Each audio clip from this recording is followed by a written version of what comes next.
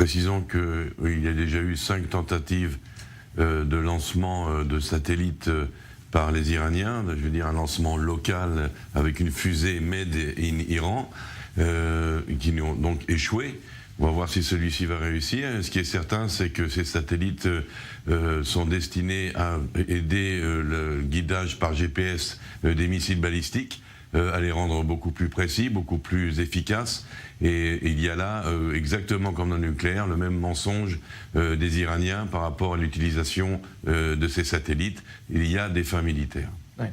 Alors tout à fait autre chose à présent, mais qui concerne toujours l'Iran. Les Israéliens ont loué ces derniers jours, ces dernières semaines, la coopération des services de renseignement turcs pour tenter de déjouer avec les services de sécurité israéliens de potentiels attentats iraniens contre des cibles israéliennes sur le sol turc. On a vu hier Lapid, le chef de la diplomatie israélienne, passer un coup de fil hier à son homologue turc pour le remercier. Et dans le même temps, eh bien, en Israël, on s'interroge quand même sur la présence de ces cellules dormantes en Iran. Et on se dit que le président Erdogan serait peut-être mieux avisé de ne pas laisser faire, ou en tout cas d'expulser ces cellules iraniennes sur le territoire turc. Je pense qu'il va le faire. Il a même expulsé une partie des membres du Hamas qui résidaient en Turquie. Il faut bien comprendre que les relations entre l'Iran et la Turquie sont assez ambiguës, c'est-à-dire que d'un côté, ils ont des différences d'intérêt par rapport aux Kurdes, par rapport à certaines régions, mais d'un autre côté, ils ont des intérêts communs, au contraire, beaucoup d'échanges économiques et commerciaux d'abord, mais même sur le plan géostratégique, il y a des endroits où ils sont plutôt alliés qu'adversaires. Donc c'est très très ambigu, très très complexe.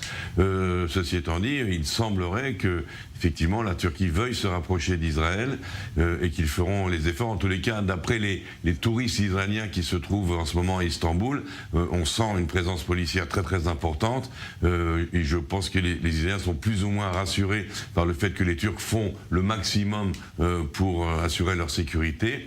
Ceci étant dit, Erdogan, en bon, dirons-nous, politicien machiavélique, c'est un tyran, joue sur tous les tableaux à la fois, et donc il va nous tendre la main tout en continuant à financer les activités du Hamas. Ouais.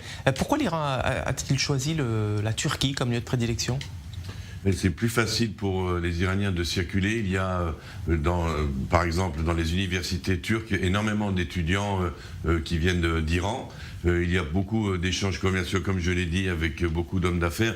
Donc c'est plus facile pour eux de se déplacer là-bas. Et puis les cibles sont plus molles, sont plus faciles à atteindre, justement parce qu'il y a énormément d'Israéliens, énormément de touristes. Et dans la plupart des hôtels, il n'y a pas de service de sécurité.